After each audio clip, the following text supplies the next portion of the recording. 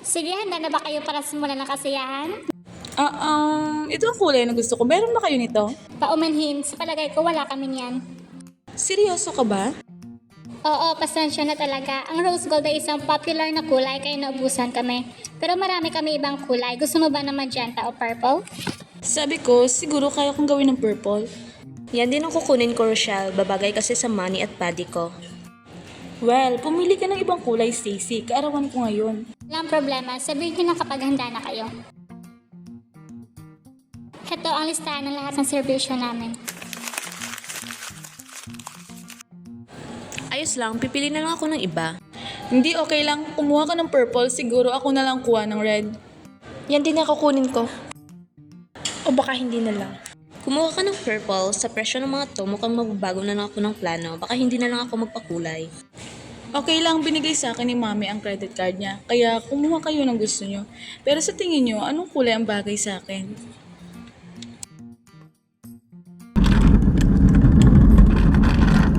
Sige, enjoy. Okay.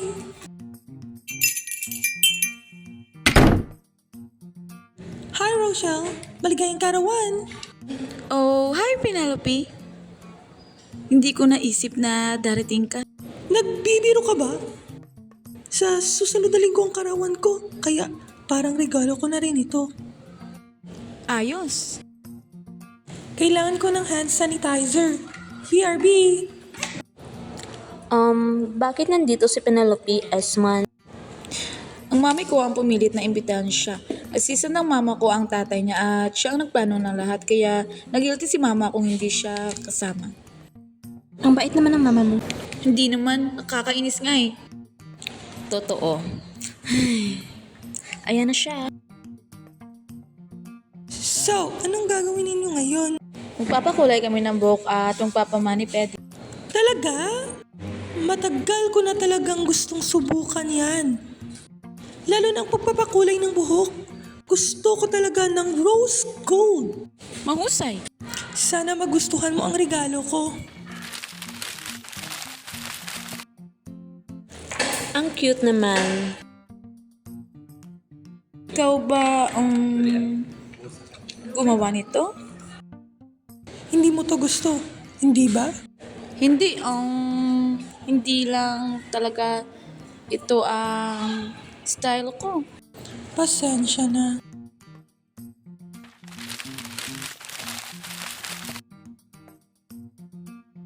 Sige mga binibini, hito na mga bathroom niyo para maging komportable kayo. Dalawa sa inyo maaari magsimula sa money at yung dalawa naman ay sa buhok. Ayos lang ba yun? Siguro. Mabuti. Ang mga robe na to ay napaka-cute. Salamat sa pagkuha nito para sa amin. Siyempre, Etsy, ito ay literal ang pinakamahusay. Oh, pasensya. Wala kami makuha para sa iyo. Oh, okay lang. May dala ko.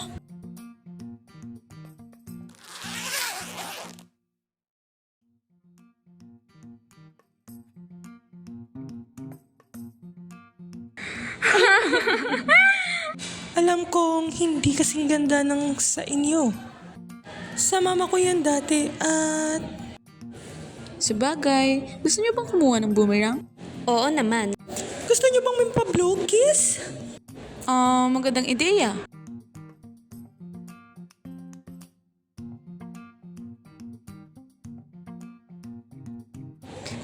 Pero pwede ba ikaw na lang kumuha ng boomerang namin?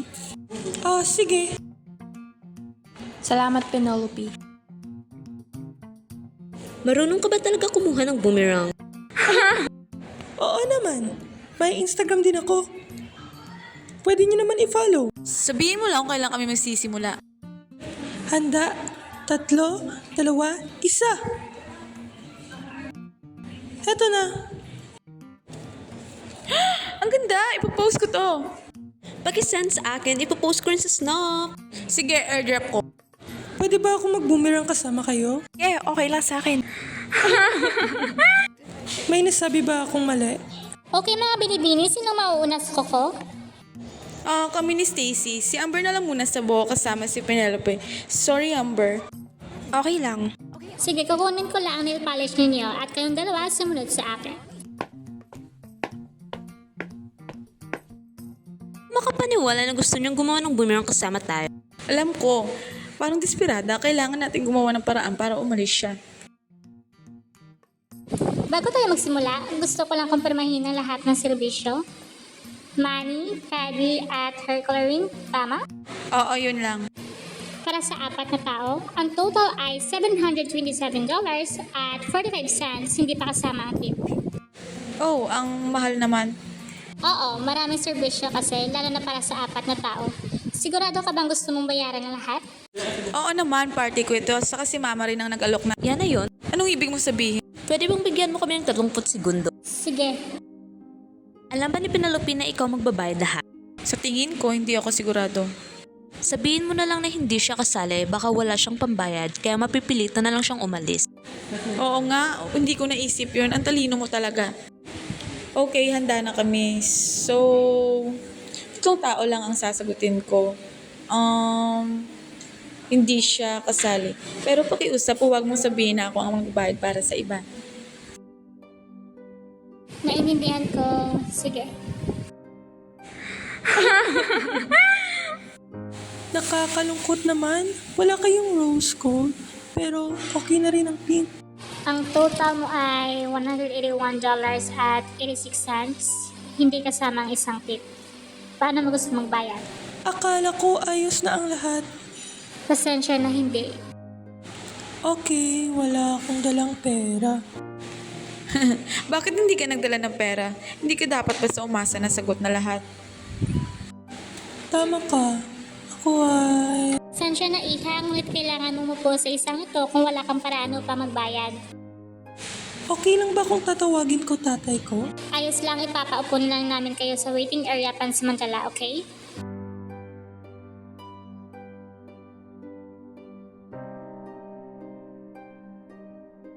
Mukhang gumana ang plano. Ang galing mo mag-isip.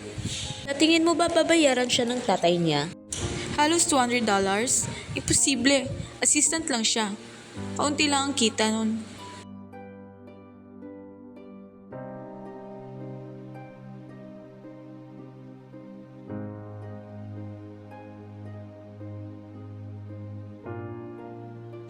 Hello, Daddy. Sabi daw nila hindi raw bayad. Hindi ko alam. Kaya mo ba itong bayaran? $200 daw? Okay lang. Hindi ko kailangan tapusin. Ang saya ko naman kahit pa paano. Magkita tayo sa loob ng ilang oras.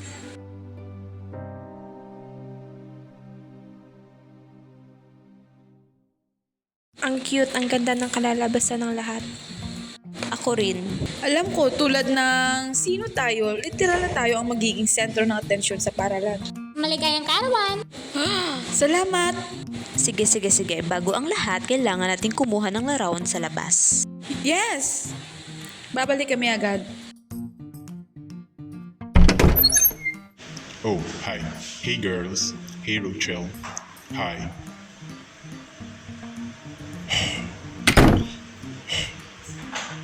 Hey. Mills, ayos ka lang? Pwede na ba tayong umuwi? Pasensya na iha. Sabi ni Patricia, sagot na lahat. Hindi ko maintindihan. Tinawagan ko siya pero hindi siya sumasagot. Pasensya na talaga. Ayos lang. Maghintay ka, 1 segundong, okay? Hi, Bakit? excuse me, magkano kaya para sa buhok lang? Sige, tignan ko. Para sa kulay na gusto niya, 120 po.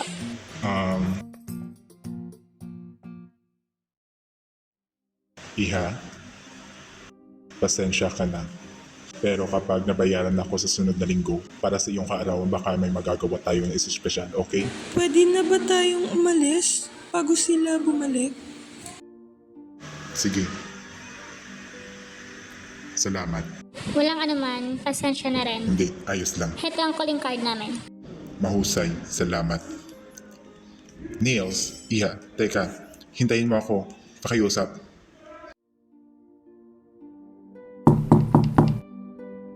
Niels, ayos ka lang?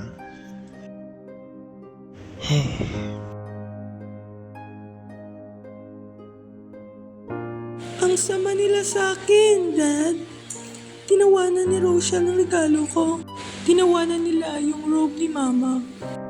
At lalo lang ako nahiya dahil wala akong pera. Bakit mo pa ako dinala? Iha, hindi ko alam na kailangan mo ng pera. Sabi ng mama ni Rochelle, sagot na raw lahat. So ayaw talaga ako ni Rochelle doon. Magaling! Penelope, siguro hindi totoo yun. Totoo yun! Excited na akong pumunta sa party at ayusin ang buhok at mga kuko ko. Hindi naman ako nagkakaroon ganyan dati. Makinig ka. Alam kong gusto mong tumulong, pero gusto kong mapag-isa. Okay.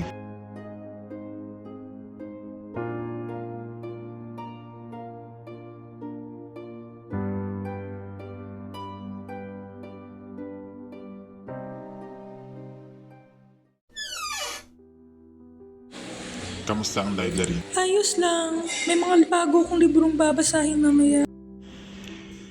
Mabuti, itabi na rin mga libro hanggang bukas. Kasi, surpresa ako sa iyo. Ano yun? Tara, tignan mo.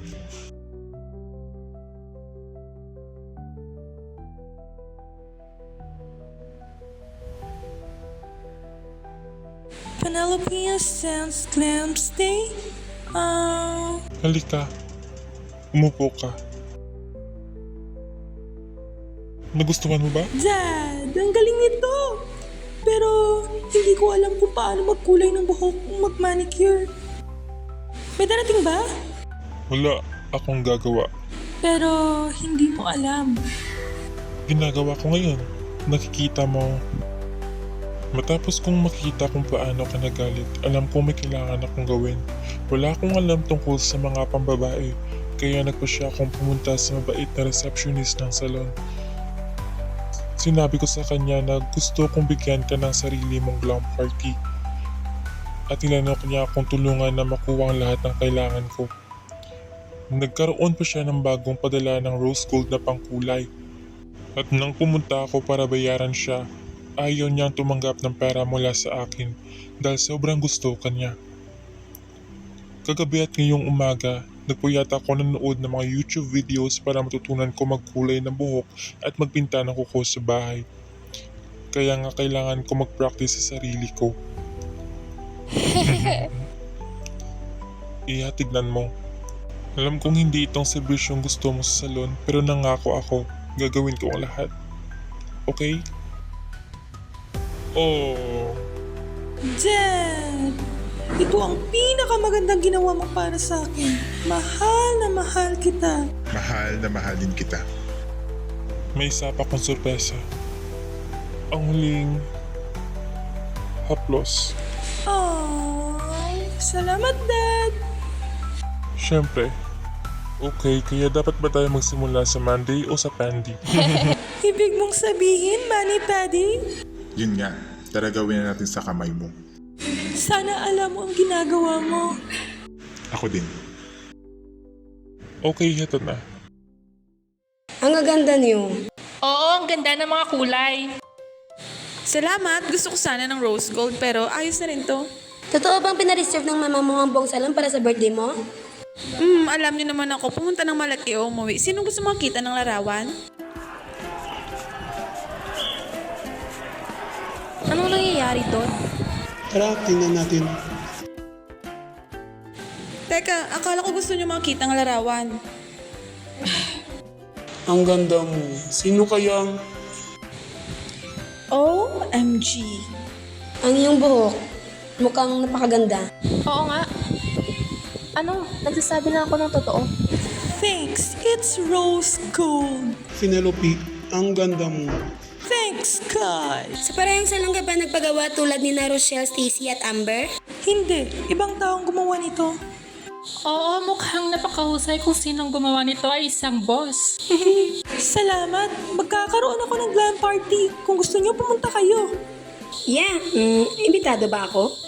Yeah, kayong lahat. Salamat.